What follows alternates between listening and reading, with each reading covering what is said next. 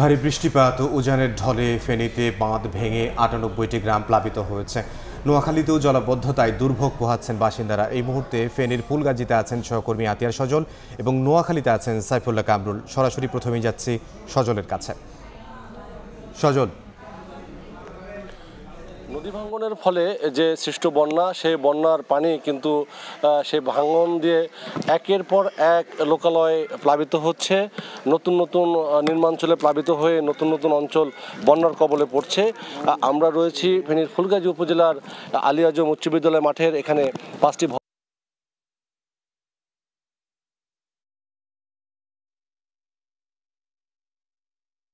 দেখতে পাচ্ছেন ফেনী 4BGBর পক্ষ থেকে তাদের আশ্রয় যে কেন্দ্রের লোকগুলোর জন্য রান্না করা খাবার নিয়ে আসছিল দুপুরে। সেই খাবার দিতে গিয়েও তাদেরকে কোথাও মাজা পানি, কোথাও কোমর পানি এরকম মারিয়ে আশ্রয় কেন্দ্রের লোকজনের কাছে সে সকল খাবার পৌঁছে দেওয়া হচ্ছে। এই আশ্রয় কেন্দ্রের এখানে 5টি ভবনে আমরা দেখেছি যে 2 শতাধিক পরিবার আশ্রয় নিয়েছে এবং আশপাশের বা পুরো জেলার কথা যদি বলি 6টি উপজেলার মধ্যে ইতিমধ্যে 3টি উপজেলা পুরোপুরি বন্যার পানিতে মোটামুটি ছড়িয়ে পড়েছে এবং সদর উপজেলার 2-1টি গ্রাম এই বন্যার কবলে পড়েছে। ফেনীর জেলা প্রশাসন যেটা বলছে ইতিমধ্যে তাদের হিসেব মতে 98টি গ্রাম প্লাবিত হয়েছে, যদিও বাস্তবে এবং স্থানীয়রা বলছে সেই আক্রান্ত গ্রামের সংখ্যা শতাধিক।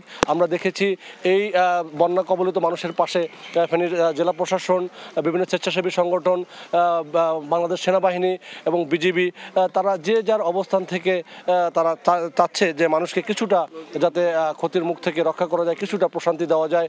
এবং দেখতে পাচ্ছেন চারিদিকে পানি ওঠার কারণে অনেকেই কিন্তু বিভিন্নভাবে ক্ষতিগ্রস্ত হচ্ছেন। তাদের বাড়িঘর পানি তলিয়ে গিয়েছে, মালামাল নষ্ট হয়ে গেছে, ফসলের মাঠ থেকে শুরু করে পুকুর তলিয়ে গিয়েছে। আমরা কিছুক্ষণ আগে দেখেছি একটি পরিবার কান্না করতে করতে তার মেয়েকে, একটি বাচ্চাকে কোলে নিয়ে হাসপাতালে যাচ্ছে, তাকে সাপে কামড় দিয়েছে, তার অবস্থা সংকটাপন্ন।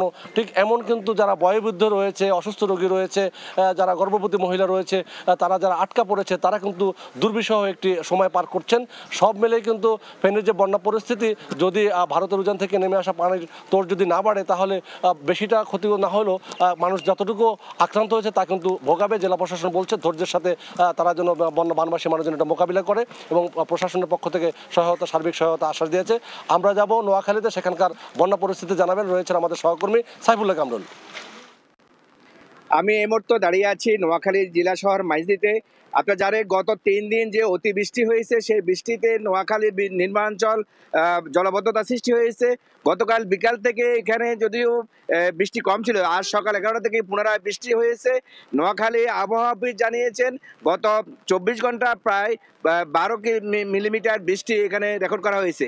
নোয়াখালী পানি উন্নয়ন বোর্ডের তথ্য জানিয়েছেন যে এখানে যে পানির যে লেভেল আছে সেই লেভেল 4.93 এবং যেটা ডেঞ্জার লেভেল হলো 4.95, অর্থাৎ ডেঞ্জার লেভেল থেকে 2 পয়েন্ট নিচে নোয়াখালীর পানির অবস্থা রয়েছে।